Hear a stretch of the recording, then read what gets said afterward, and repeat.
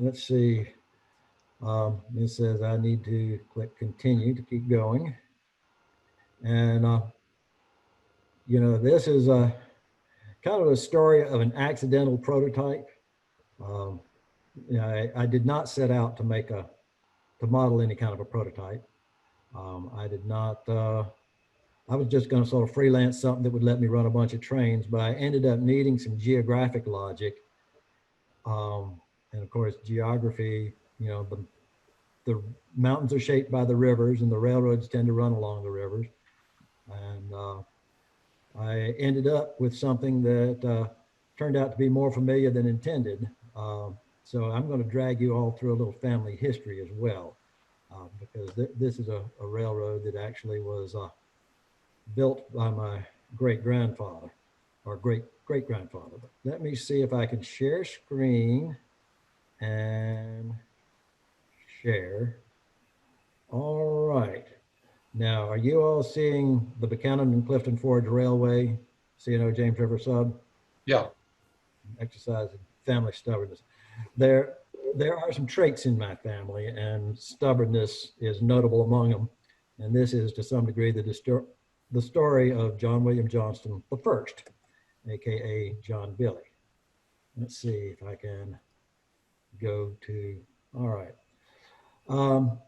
When we moved into this house, I had a space in my basement mechanical room.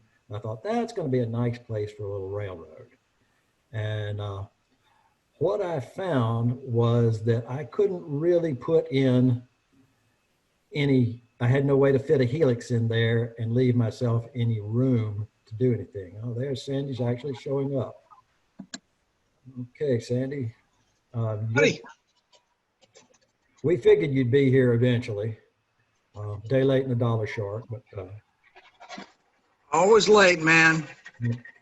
And I was just explaining, the constraints of my mechanical room, and I did what any self-respecting railroad person would do, is that I said, okay, the room has got to change. So I knocked out the pony wall, and I carved myself out of space, and then I made some aisles in it. And this white area that you see is the space that I gave myself to work with, which is, it's about 18 feet long, but it's pinched in several places. And it ranges between, 5 and 15 feet wide. So, and I started building. And Sandy said, well, if you're going to build the helix first. That's not the first piece of bad advice Sandy's given me, but that if you look at that helix, you'll notice it leans a little bit to one side, and the track work wasn't very good. But I realized I've got to have a mountain to hide that helix under, and rather than just put a random mountain with stuff running around it, I went looking for some geography to explain it. And the shape of the room that I had kind of fits this. Let's see, is the arrow showing up on the screen there? Yes. My room kind of fits this bit of geography here, which was actually familiar to me because of several members of my family used to live right here in Buchanan, Virginia. And this is also a railroad line. In fact, that red line represents the C&O line, and the blue line represents the Norfolk and Western, as well as the rivers. The red line is really the James River, and the blue lines are the Looney Creek and the Maury River, which kind of figure in all of this railroad geography. So, back in 1785, George Washington actually appeared before the Virginia legislature and proposed a canal. He was very much interested in developing the interior part of Virginia and parts west as far as the Ohio Valley, which Virginia owned at that point, because he saw this as the key to developing the hinterland behind Tidewater. And at that point, the head of navigation was Richmond. And he wanted to build a canal from Richmond to Looney's Ferry. And he said, we may even be able to go as far as Jackson. Well, Looney's Ferry is now Buchanan, and Jackson is now Clifton Forge. So he wanted to build a canal along that watershed. And the Virginia legislature went for it.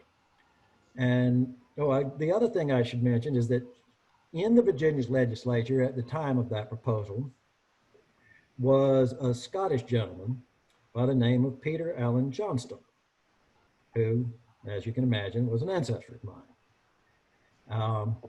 So by the time of the early 1800s, as that canal got going, two of Peter Allen's grandchildren, Edward Johnston and John Nash Johnston, had moved up out of Tidewater. And Edward Johnston was actually in Fincastle. And he was apparently a fine, upstanding man, except he did drink a bit. But he was a judge, and he married the daughter of the Lauderdale family, and ended up with a very nice plantation in Buchanan. That picture there, and that is from a Norfolk and Western menu from their breakfast and their dining car, and that is a picture of Lauderdale, the family home there in Buchanan. Really, quite sporty. He was quite a guy, rich anyway. And then there was his brother, John Nash Johnston, and John Nash Johnston was known, well, he was actually considered to be the ugliest man in Botetourt County. And, oops, I'm not sure what happened there. Are we still with us? Yeah. Oh, And you're still ugly. All right. And, but John Nash Johnston married a very lovely woman, and they were known as Beauty and the Beast. But John Nash Johnston was a big guy, about 6'7" or maybe 6'5", which in the early 1800s. And he was a drunk. And he got religion and concluded that the only way that he could remain sober was to join the Baptist Church, something we've never forgiven him for. And he took the pledge and became a Baptist preacher. And that church, the Buchanan Baptist Church, is still there to this day as well. So and these two brothers both had sons born in the same year, 1836. So there was Thomas Henry Johnston the first, and John William Johnston the first, who was known as John Billy to distinguish him from another John W. Johnston. But these two cousins grew up in Buchanan together. In fact, sometimes living in each other's houses, depending on attending school. By 1851, the canal, which had been built to Lynchburg in the 1830s, reached Buchanan, and land values took off. Everybody was just, really prospering. But you could look down the road and see the railroads, because the railroads were being built along the Rivanna Valley and also coming down the Shenandoah, Virginia Central. So the canal was facing some existential threats, but was still doing very well. And then the Civil War came along, and when the Yankees weren't tearing up the Virginia Central Railroad, they were burning the locks along the canal. So it was destroyed repeatedly, and by the end of the war, it was a wreck. And then they had a major flood in 1870.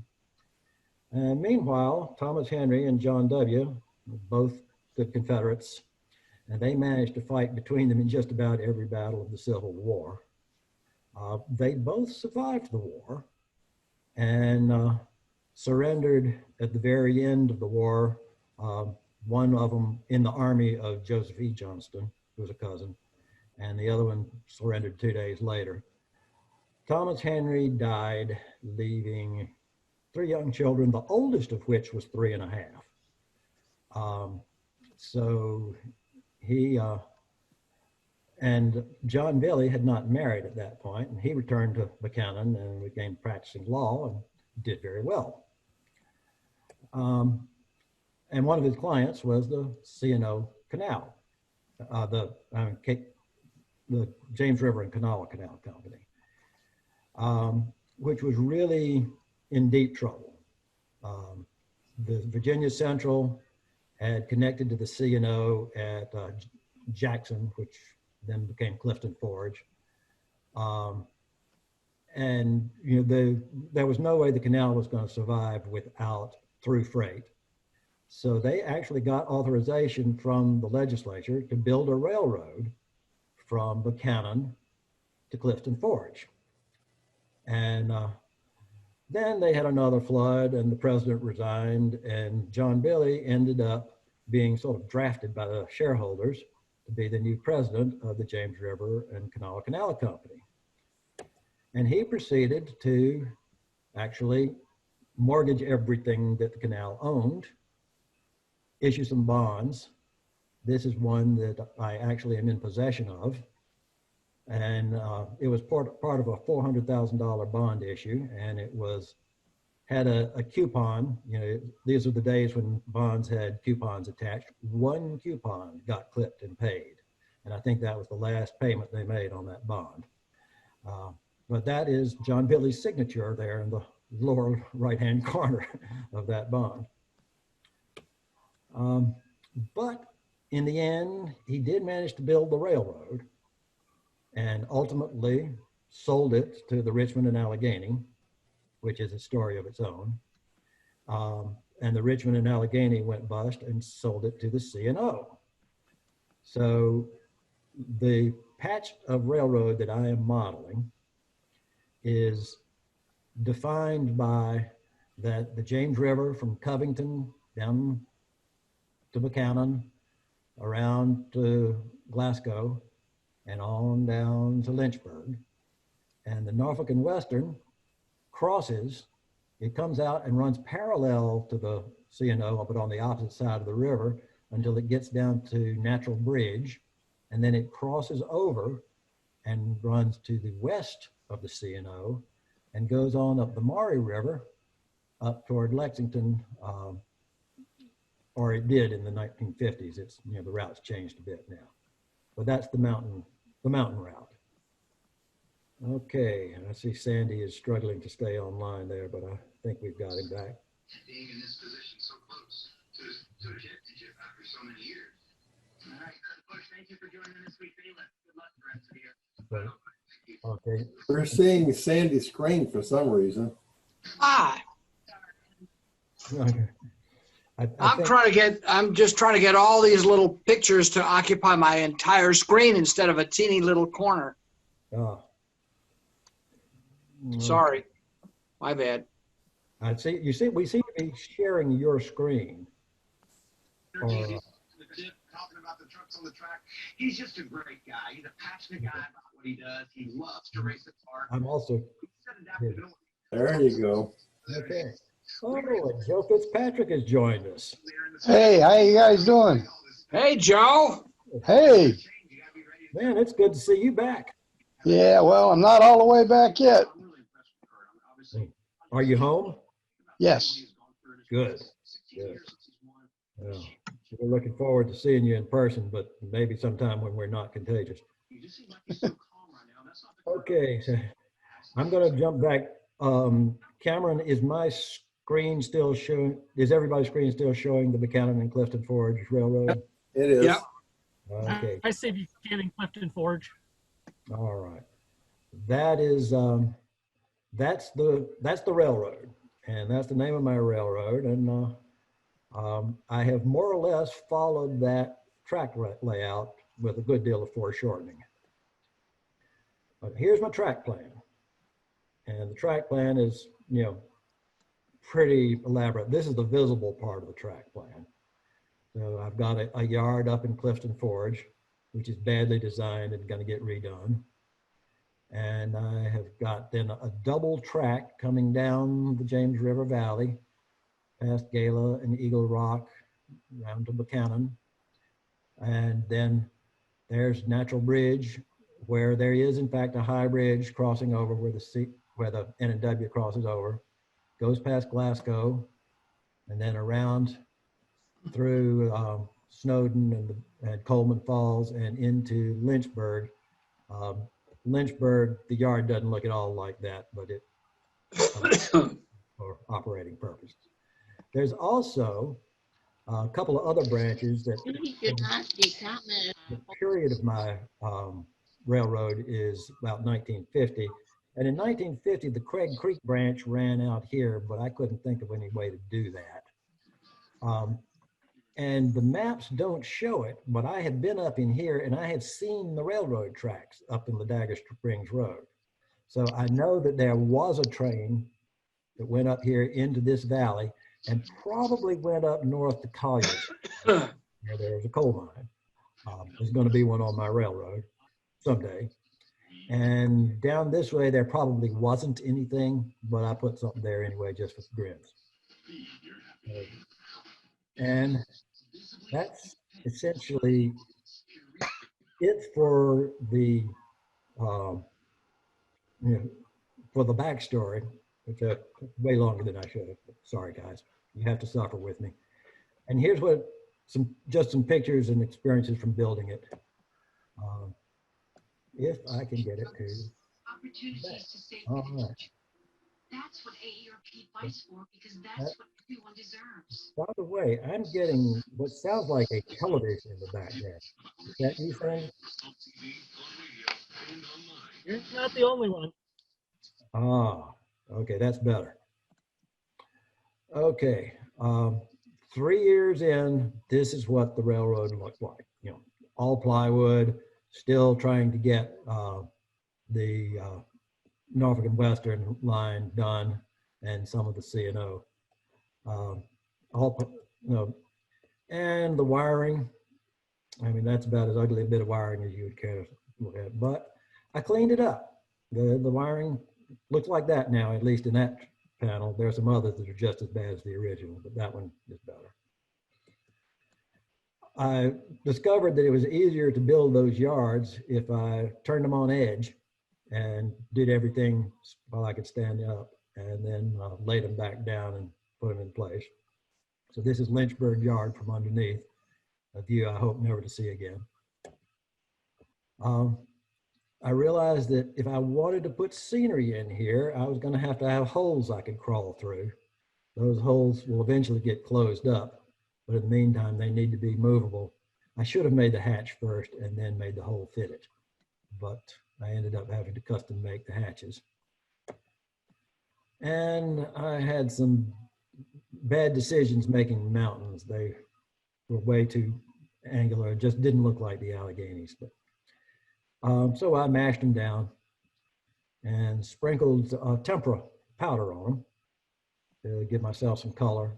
Sprinkled brown on it, and then a mixture of green and yellow and red and goop on it. And ended up with, this is more or less what it looks like now.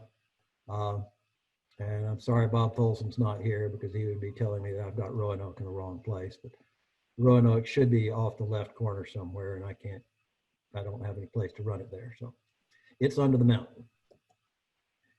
And I've actually got it where I can run some trains on it.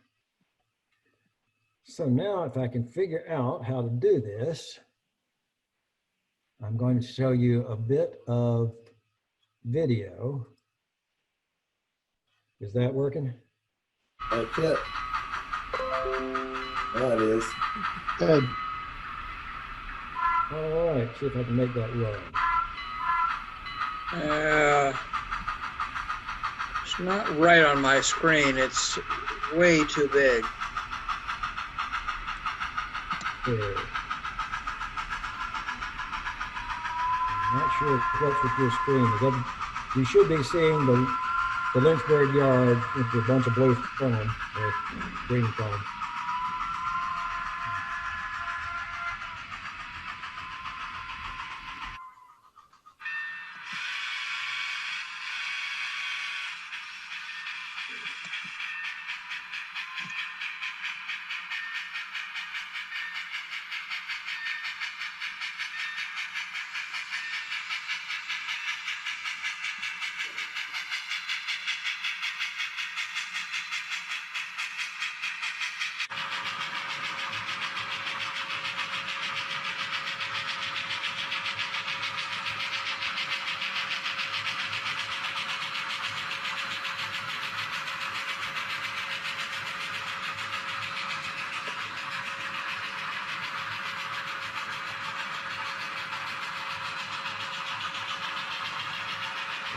That little train is heading up toward Waynesboro along the Maury River.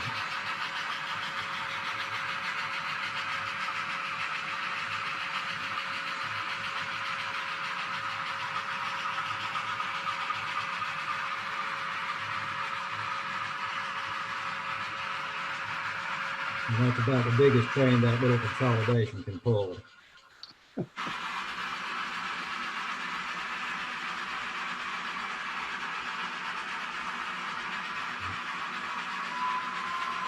Up in the background, you can see Clifton Forge. If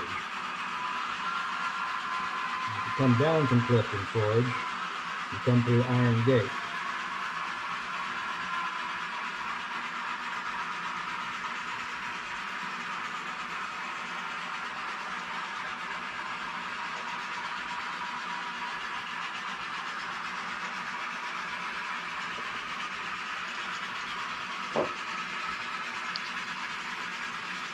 John, what kind of track did you use?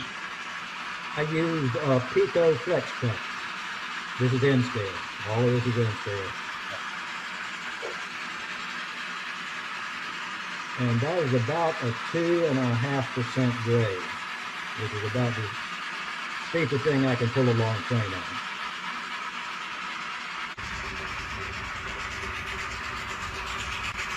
That is the ruling grade right there.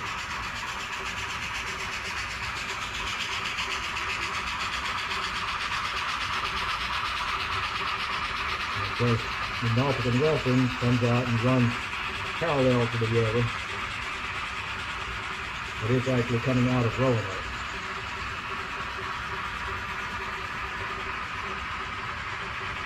On the main C&O line, you've got the George Washington heading up to Clifton Forge, and it'll go from there up to the Warm Spring, Hot Spring, to Greenbrier, that area.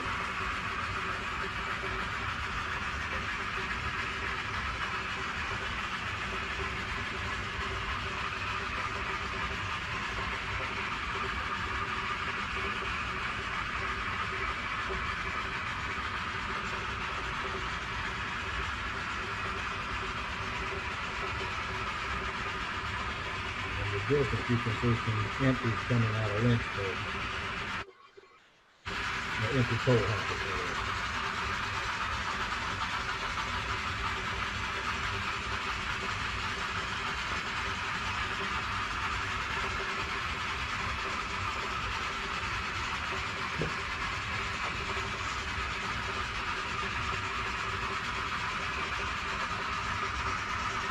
So that's the train just about stalling on that grade. That's all it can do to pull up.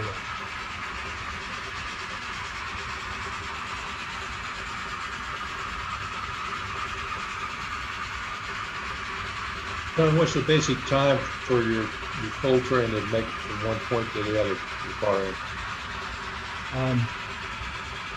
That empty is going around, and it'll go up to Clifton Forge and go directly back to Lynchburg.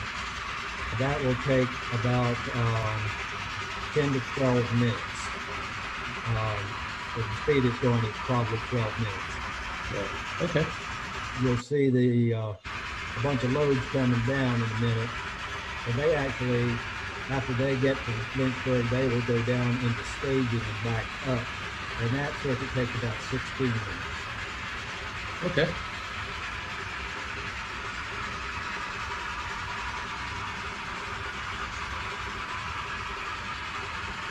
This is a Baltimore and Ohio EM1 coming down here, which I don't know that they ever ran those EM1s on this line, but since C&O owns the D&O, I figure that's all the excuse I need.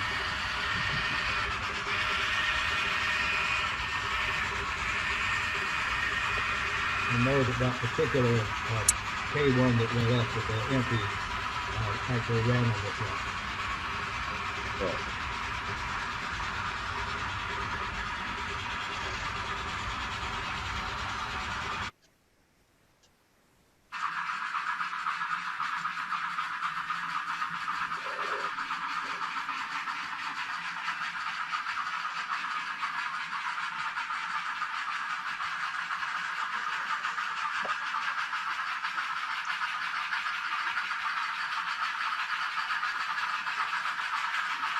I didn't actually do any switching in this sequence. I just backed in and pulled out again.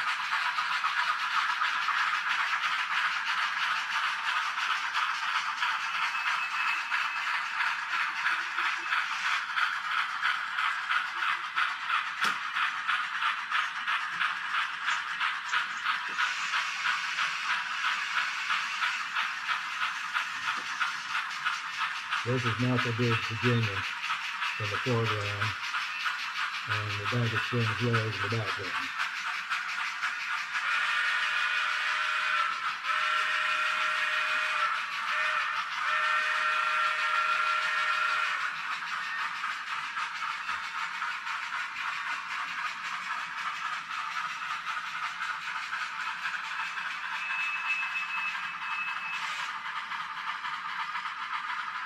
Little consolidation headed up now into Collier Town. And eventually I plan to put a coal mine there. Right.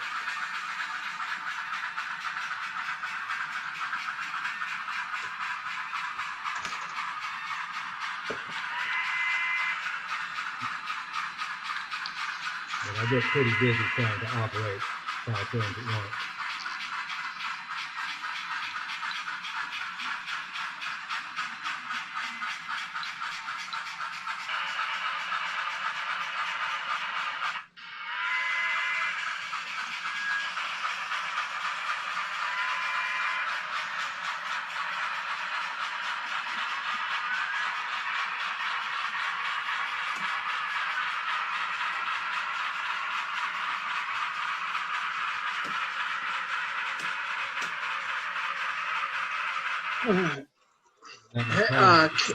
Cam, on my screen, the train is hopping forward like 6 or 8 inches at a time rather than running smoothly. Is that my computer or is that the camera?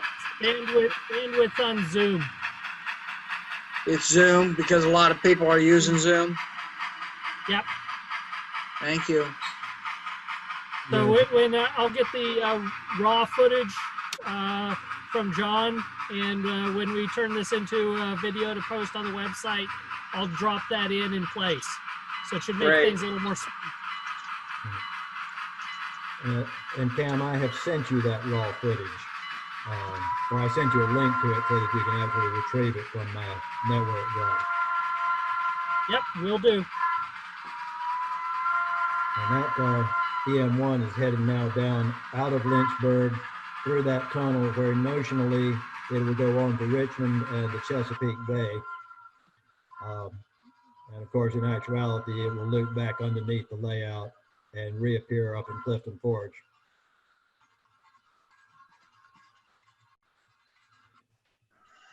Done a fantastic job there, John.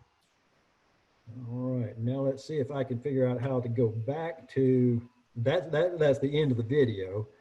And if I can close it. Uh-oh. Have I lost Zoom? Okay, now I've got you. Okay. So now you're back looking at my ugly face. And yeah, that's what the underside of the thing looks like. I'm going to unplug my computer and carry it into the train room and see if I can work the camera in such a way that I can actually show some of this stuff off. So, well, the other thing I need to do is figure out how to turn off my virtual background. So, we will do that. Let's see. Should be under the start video menu. You open the arrow next to it. Let's see. Stop video menu. Okay. I mean, I've got to, okay, now I can see it. Stop video. Choose virtual background. Let's go to, interesting. Virtual background seems none. Usually there's a none option, and I'm not. There we go. Now you can see the insulation in my basement, so we're making progress. All right. Oh, and now I also need to go to figure out how to do the Great video. rear camera. All right. Just Blow this back up. All right. So what you have just seen, oh, looks like I have a train that has stopped here. I wonder why. Got one. Cam, I have two little screens for you. Are you on two different computers? Yes, I am. We've been having some internet problems at home, so I've remotely logged in from school to make sure that the Zoom continues to be hosted. Great. Thank Okay. you. All right. And I've lost Ken's picture, and I don't have Jerry Fitzpatrick's, Joe Fitzpatrick's picture or Jerry's. There's Ken. I got mine turned off. And Jerry and Joe, I don't think have had theirs on at all. Okay, this is Clifton Ford's yard, which needs to be rebuilt. I'm still here. Hi, Joe. All right. If you come down from Clifton Forge, you end up, this is Iron Gate. By the way, this scenery is all essentially one layer of plastic cloth or two layers and a little bit of powdered tempera paint sprinkled on it, just sort of make it look not too raw. Eventually it'll get some ground foam. Now this is the branch that goes off to Gala. And at Gala, that's where that Dagger Springs branch backs up. And that train seems to be, well, that train stopped, but then it didn't have any place to go. I'm not sure what happened here. This is, there's Eagle Rock. That's an actual feature that I hope to make look more or less like the real Eagle Rock. Then here's the hill at Buchanan. And this white area is going to have the James River in it, but the James River is not that wide. I tried to leave myself room for some meanders to get a reasonable distance between the Norfolk and Western line in the front and the C&O line there in Buchanan. And then you come around to Natural Bridge. All these towns get a little close together. I wonder what's happened here to, I don't know what happened to that C&O train there. It just seems, maybe the engine burned up, I don't know. Then here, you know, I had some fascia. Oh, sorry, Ken, I shouldn't be walking so fast. You can see I've kind of got this far with the fascia and stuff, but if I look down here, there is my staging area and the helix in the background. And then this comes around, more makeshift panels.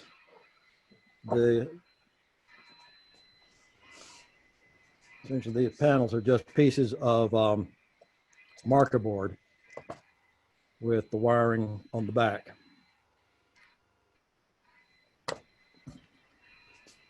And this is actually the controls for the Eagle Rock branch there that goes up the Dagger Springs Road.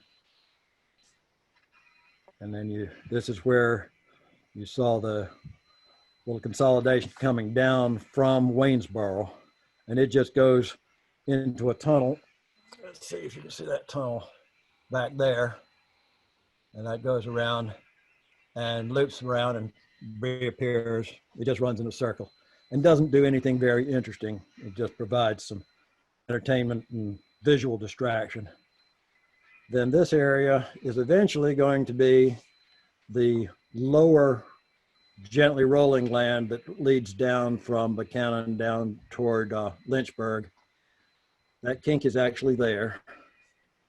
And the James River will actually cross underneath here. That line actually represents, and then the James River will be up against the wall. And hopefully I will be able to figure some kind of reasonable illusion of scenery there.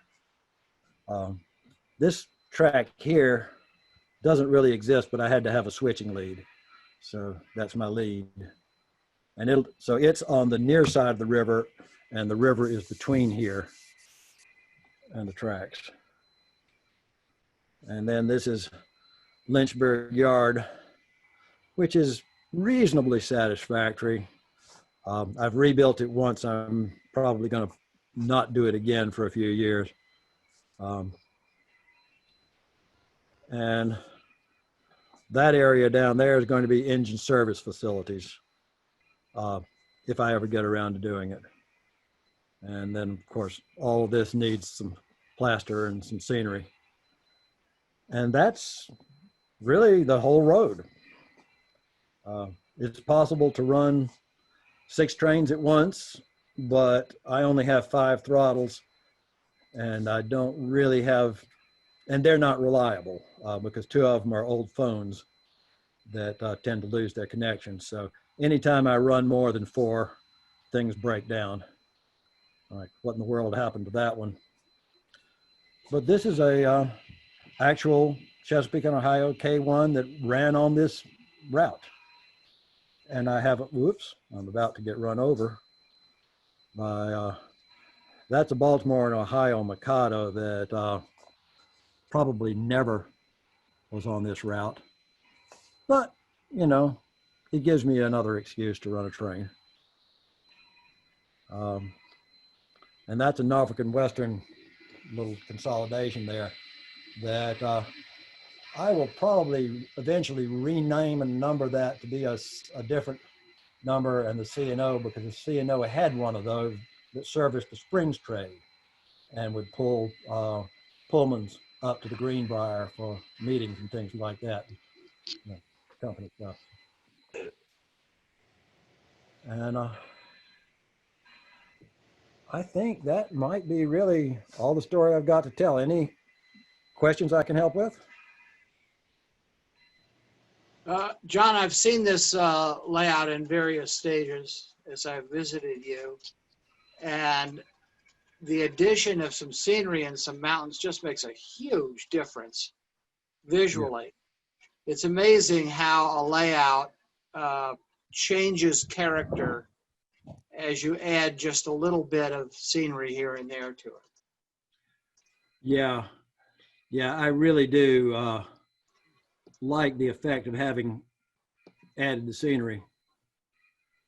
And let's see if I can. It's also interesting to me because you work at N scale and I'm sort of at the other end of the line, how in a video like this, you can't even really tell whether it's N scale, HO scale, O scale, or something even larger. Yeah, the difference there is that you have to get really close. Like the video that you see behind me, that I took by taking a GoPro and just sitting it on the ground like an inch from the track. Or in this case, it's on a little short, shorty tripod.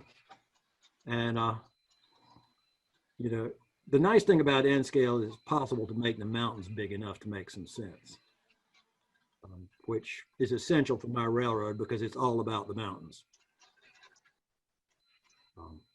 What I am going to have trouble with is there's no way that I can really put much in the way of, let me see if I can get some light on my face. So, yeah. There's no way I can really put much industry in it. This is really all about trains running through the countryside. You said you could run 6 trains at once, but you have how many independent continuous running loops do you have built into that track plan? The way I have got it running right now, there are 3 independent loops. So I can just, in fact, if one of my throttles hadn't died while we were talking, there would be 3 trains just running in circles around it right now while we talk. But one of them is stopped on the hill for some reason. Yeah. I can put 5 trains running at once and walk away for 20 minutes, because it will take, you know, if nothing goes wrong, it will take half an hour or 45 minutes for one of the faster ones to overtake one of the slower ones on those long loops.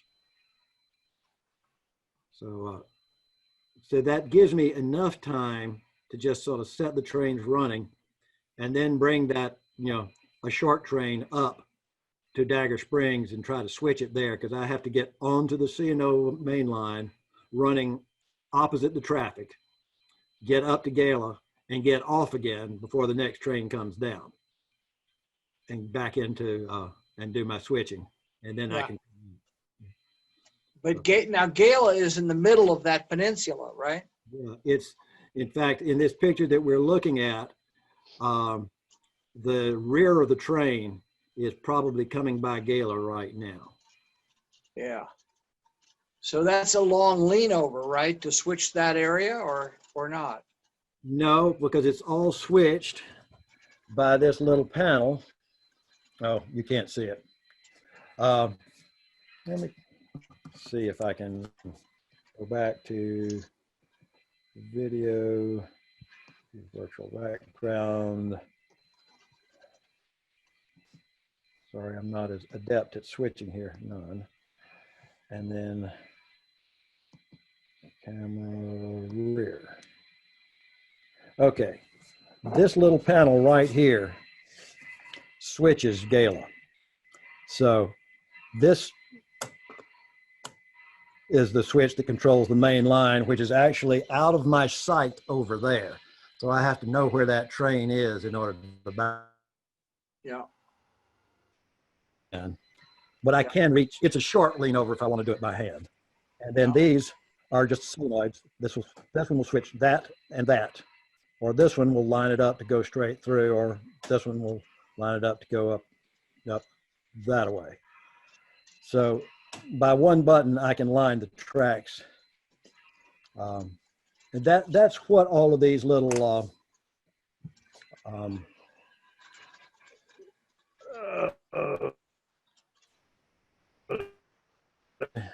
see that little breadboard back there? Yeah.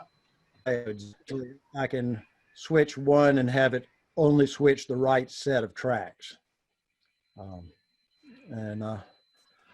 So I've got a bunch of those things. All of my switches are solenoids.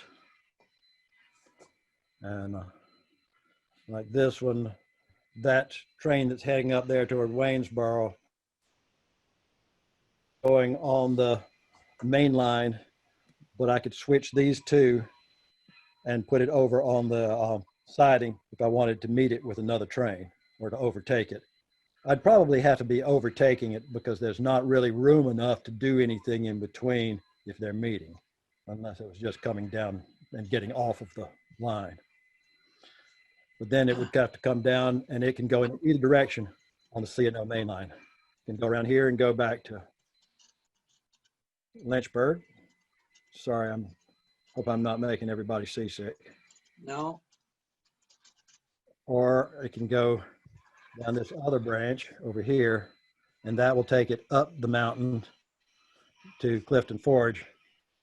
But then you're running, then you're actually going with the traffic up the mountain to Clifton Forge.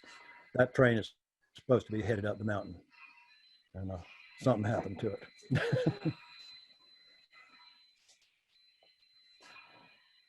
Anything else? So are you ever going to have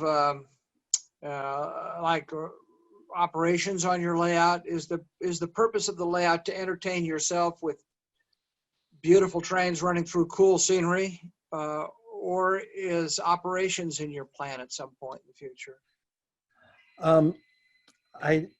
The primary purpose is to entertain myself, because what I have found is that there are not really that many people that are going to spend a lot of time here running trains. They're just, the people that are going to want to do that are going to, they're going to want to be at the club. Me? Yeah, well, and And anybody else that wants to come is welcome.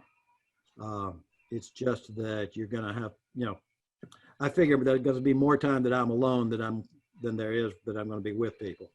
Yeah. Yeah, I'd come run trains too. I mean, I'm sure Sandy and I could figure out a neat little operating session about getting trains over the line. Yeah. And it's different from the switching layout like Sandy's got, because Sandy's is really about how do you get into the industries, and mine is really all about how do you stay out of the way of the other trains. Yep. Because really each line you could have 3 operators, each one of whom had 2 trains to juggle on the same line. Yeah. And if you want to go into, the switching is going to be mostly in the yards. Right now, mostly in Lynchburg yard because Clifton Forge yard was Right. better designed, and on the Dagger Springs branch. You do have some coal mines where you can be hauling empties in and hauling loads out back into Lynchburg Yard, I guess. Uh-huh. And Now there would be some, This thing Making- just waked up and blew its horn at me, and I don't have any idea why. I told it to do that. Yeah, let's see if I can. There it comes down the mountain. But yeah, those long drags are through trains. And you can't really do much with a long train except pull it straight ahead. Everything derails because I've got Talgo couplers. But the short trains switch very well. So, I think putting a few coal cars on one end and a few cattle cars on the other, I figure a cattle farm and an orchard on the hill above Buchanan will give me reason enough to switch in and out of those 2 ends. Yeah. Hill on one end and, and cattle farm and orchard on the other. And all my other industry is going to have to be around Lynchburg.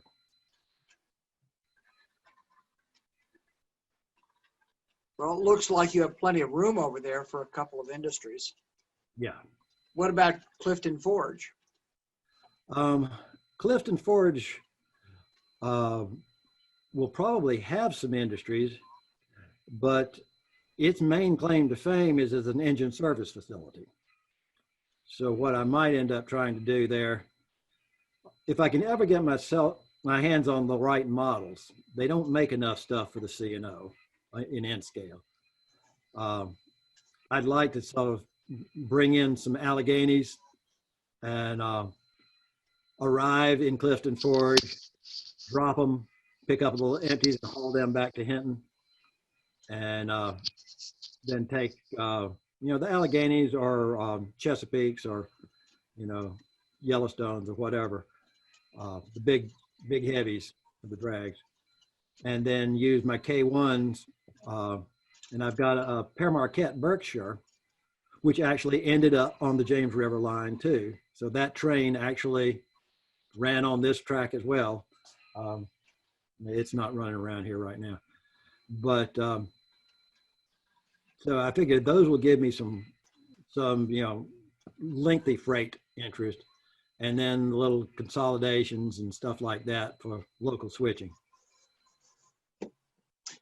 I know you're real busy with other things, but how much time are you spending on the layout, say weekly or during these tough times?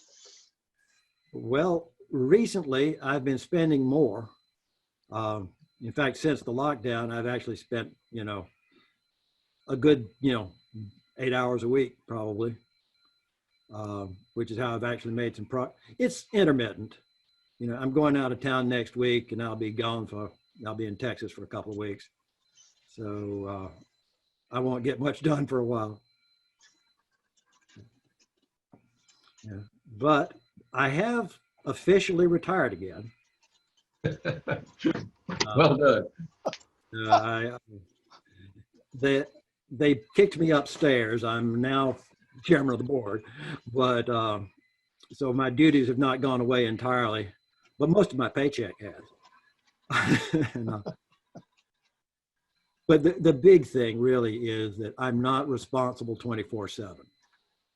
So I can go out of town and say, if you need me, call me. So that gives me a lot more freedom to work. Right. Hey, John, thank you for sharing all this, and the story behind your family involvement in this has been amazing. Really enjoyed it. Yeah, It's very interesting how and why people choose to model whatever it is they choose to model. And Yeah. a lot of it has to do with whatever happened to us in childhood. And in my case, I have actually learned a lot of the family history because the space in my basement happens to fit the James River line. I was not intending to model this stretch at all. I was intending to model the C&O operating out of Hinton, West Virginia, up the Allegheny grade. And I didn't have the right room for it. And then I discovered that I did have the right room for a railroad that proved to be a great deal more interesting than I expected. It actually existed for 3 years under this name and run by my great-great-grandfather. What is the overall size of your layout? It's about 18 feet from the, let's see, I can't, from Clifton Forge up there back down to Lynchburg, that's about 18 feet. And it's about 13 feet wide, but it's pinched in and out because you got to have room to get around it. And I actually have to see the rest of this room is my workshop and my basement, and everything happens in here. So Wait, continue around a little bit, the other direction. What? No, keep going, keep going, keep going the other way, keep going the other way. Make your camera go the other way, John. Towards your left shoulder. Yeah, keep going, keep going, keep going, keep going, keep going. Ah, real estate expansion area. I saw it. the trouble with that real estate, Sandy, is that that's how I get out of the house. You know. So well, that is the Battle of Grunewald, painted by. I've never had a railroad room that didn't have a plan for punching through a wall, which I never did, to get to someplace else. Well, the punch through, I think, needs to happen back behind me here. The trouble is I've also got to move the heating and air conditioning system and the hot water heater. And then that concrete block is not very amenable. But behind, if I can figure out how, you can see that wall insulation on it. You'll only need a 1 by 2 inch hole. Yeah. That's the beauty of N-scale. Yeah. The thing I need is that this room around the corner there, because then I'd like to put a door back there behind the heating unit, because then I could close up this door here and put Roanoke where it belongs. But I think that my wife might have something to say about that. Cam and I will talk with her. Right. And then there's also, of course, behind Clifton Forge,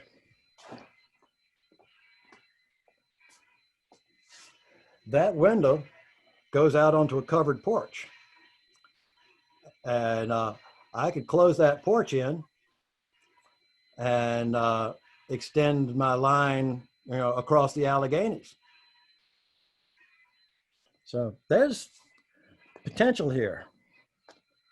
I would finish what you have first, or at least get close to it.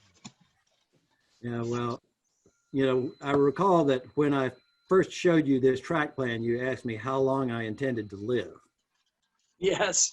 And that was 5 years ago. So I'm 67 now. I figure I'm probably good for another 10 years of railroad building. And by that time, I won't be able to crawl under the layout anymore. Yeah.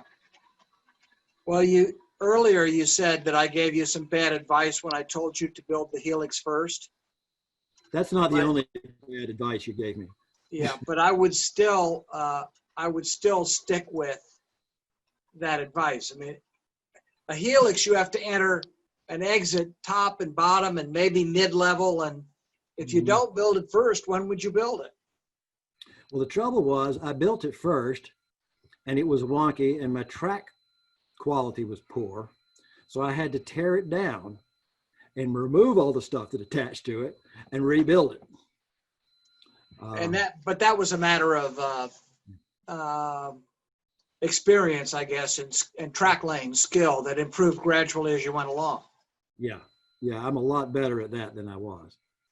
The thing about building a helix is it is not a beginner's exercise. No. Particularly if you're going to build a helix that is actually 3 helices on one set of road bed. Yeah. I have one that goes from top to bottom and one that goes from the top halfway down and then from halfway down to the bottom. And I actually run all 3 of them at once.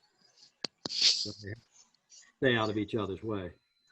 I see Ralph Watson has joined us as well.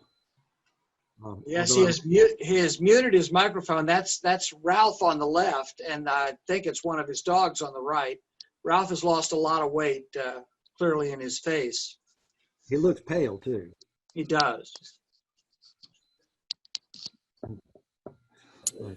Y'all are really bad. Oh, gosh.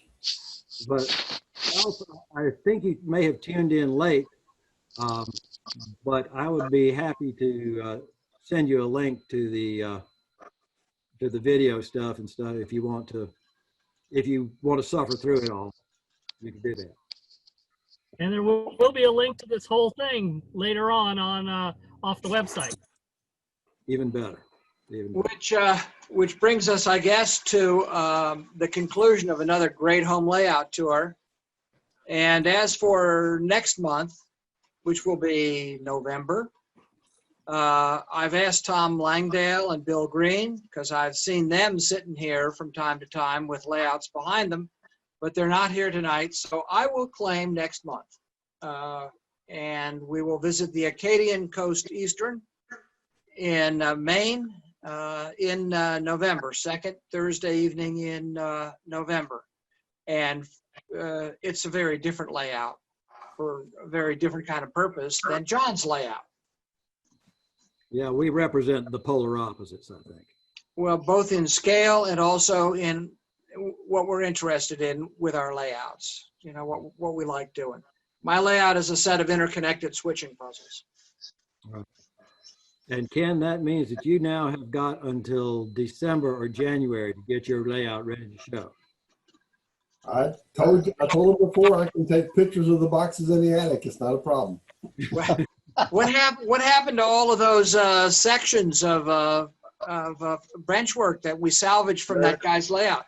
They're still in the garage. I took them all apart temporarily, and I've just got too much up here to get done. So besides, I'm still working on some of the switches and stuff right now, and we're working on signals. So I'm building cables as we speak. I've got all kind of cable and stuff right here in my hand on my desk in front of me. So I'm always building something. Well, we just got through Bob Folsom. If y'all haven't been in the caboose yet, Tom did a good job on the caboose, and Bob made him a cantilever type signals like the real ones in Central there. And I made him a little adrenal board type thing, so it actually goes through all the different aspects of it. So once we get power out there, which is supposed to have been Wednesday, but I think, when is it now going to be? Well, Jim's already left. I think it's supposed to be one day in the next 3 or 5 days. But anyway, so hopefully we'll have power at the caboose and they'll have the lights hooked up, and even the little diorama will have all the aspects showing for the lights. Great. I know the festival is next weekend, not this coming weekend, but the weekend after. And what's the deal in terms of setting up for it? You need some of us to come in on Thursday before, Friday before? You're talking to the wrong person. That would be Jim, and he just left, so I don't know. All right. I think I they just need to I be- did hear that we do have the fire department. We're going to get to use that. And I think Bob Folsom was saying that he has a piece of plastic that we can use to put over the layout to keep it from getting dirty between, when we first set it up.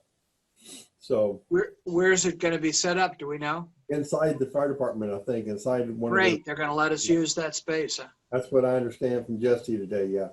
Good. Hey, John, this is Mac. Yeah. Enjoyed your layout tour. I got to run, so I'm going to tell everybody good night. Well, it's after 8, so I suspect we Yeah. all Time to get out of here. So Okay. See you, Mac. good night, Night, y'all. Joe, it's really good to see you again. And Ralph, it's good to see your dogs. Hope we'll see you in person sometime. y'all have a good evening. You All too. right. Good night, all. See ya. Hey, there's Ralph. Hey, Hey, Ralph. hey.